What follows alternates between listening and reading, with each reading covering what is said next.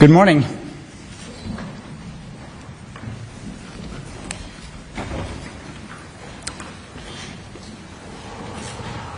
The Nobel Peace Prize for 2025 goes to a brave and committed champion of peace, to a woman who keeps the flame of democracy burning amidst a growing darkness. The Norwegian Nobel Committee has decided to award the Nobel Peace Prize for 2025 to Maria Corina Machado.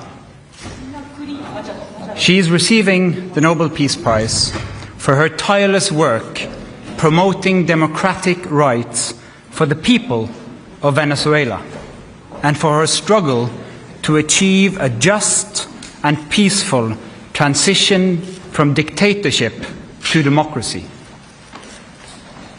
As the leader of the democratic forces in Venezuela, Maria Corina Machado is one of the most extraordinary examples of civilian courage in Latin America in recent times. Ms. Machado has been a key unifying figure in a political opposition that was once deeply divided, an opposition that found common ground in the demand for free election and representative government. This is precisely what lies at the heart of democracy, our shared willingness to defend the principles of popular rule, even though we disagree. At a time when democracy is under threat, it is more important than ever to defend this common ground.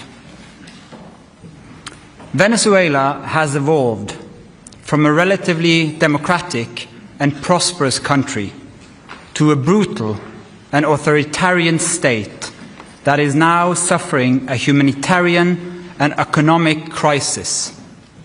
Most Venezuelans live in deep poverty, even as the few at the top enrich themselves. The violent machinery of the state is directed against its own population.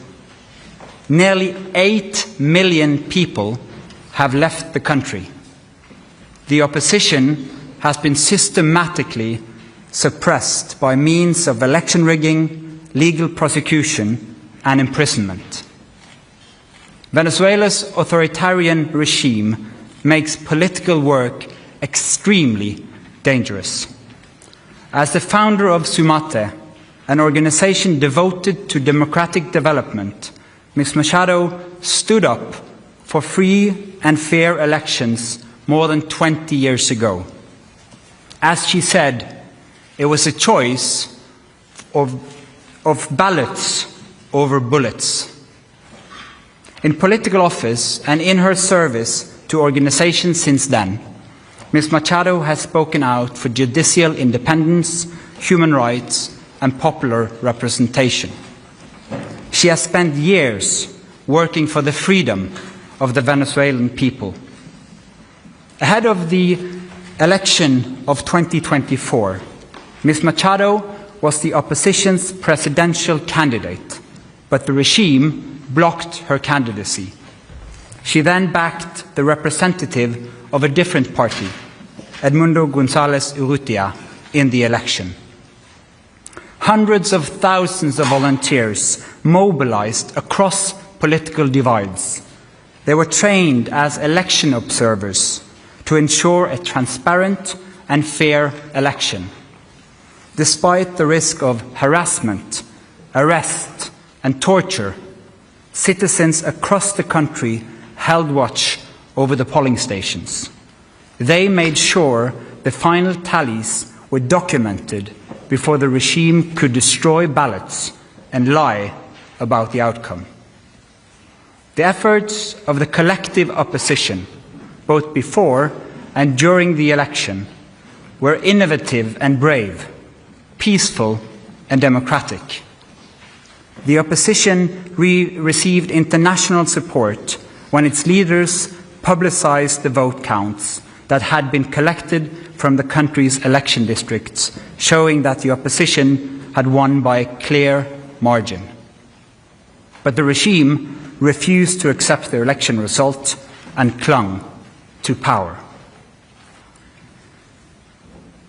Democracy is a precondition for lasting peace.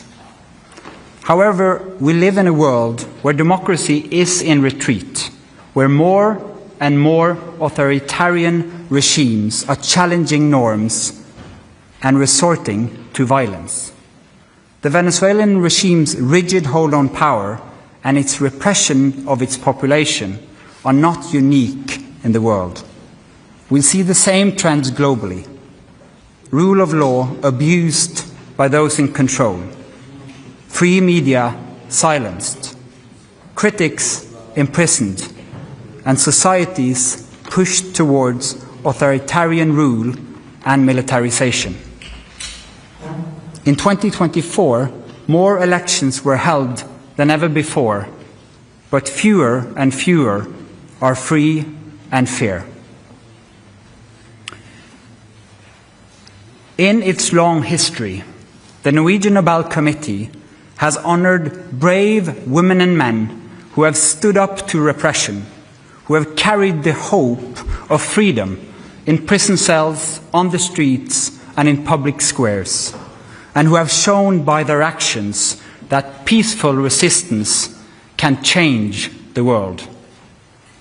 In the past year, Ms. Machado has been forced to live in hiding. Despite serious threats against her life, she has remained in the country, a choice that has inspired millions.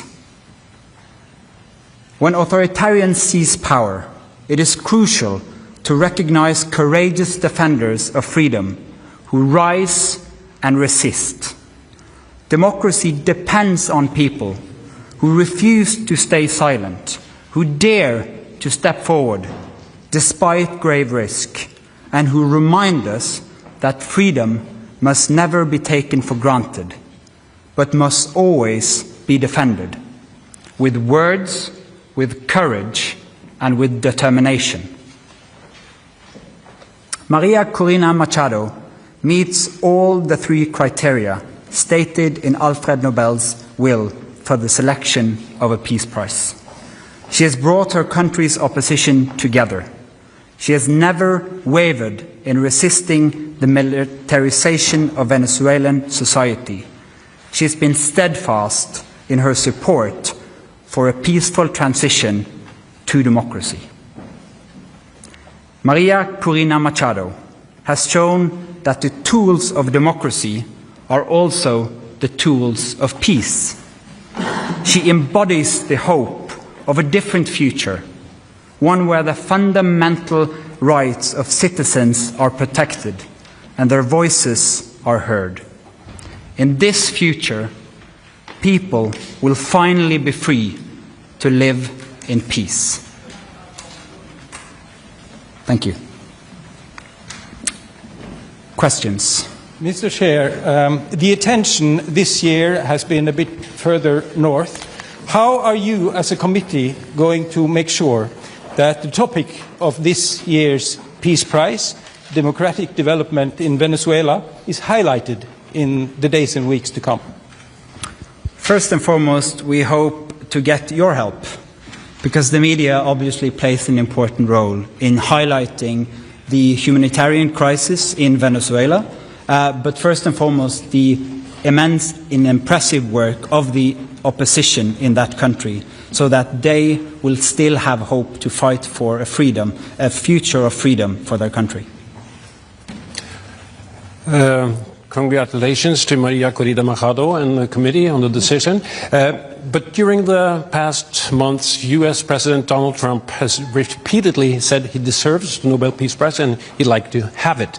He even said that it would be an insult to the United States if he doesn't get it. What does as the chairman of the Nobel Peace Prize Committee, think of this, and how has this campaign-like activity by the President and his supporters, domestically and internationally, affected the deliberations and the thinking in the committee? In the long history of the Nobel Peace Prize, I think this committee has seen any type of campaign, media attention. We receive thousands and thousands of letters every year of people wanting to say what for them leads to peace. This committee sits in a room filled with the portraits of all laureates, and that room is filled with both courage and integrity. So we base only our decision on the work and the will of Alfred Nobel. Hello, Bibiana Piana from the Norwegian News Agency. As you state in your explanation, more and more countries are moving in a more autocratic direction. Would you say that the committee, by this prize, is sending a warning to the world? Living in a world where we have less and less democracies and more authoritarian regime means that the world is also getting more unsafe. And we believe that peace, democracy is a precondition for peace. And so, yes, that is the message to the world. We need to support the democratic forces also on behalf of peace. Thank you. Mieszko Czarnecki, the Polish press agency PAP. This is the next Nobel Peace Prize in recent years when woman has been awarded. Do you feel that women all over the world and in certain countries play a significant or a certain role protecting democracy, taking into consideration the Iranian activist from 2023 and Venezuelan democracy protector that has been just announced as a laureate? Thank you. Thank you. As quoted in the announcement texts, in the long history of the prize, brave women and men from around the world have stood up against repression again and again. That is a key element of the Peace Prize, and we've seen it once again, that Maria Machado has been a unifying leader of the opposition in Venezuela, and what they did in the election of 2024 was incredible, and it gives hope to an entire country. Mr. Chairman, Christopher Ronenberg from Aftenposten.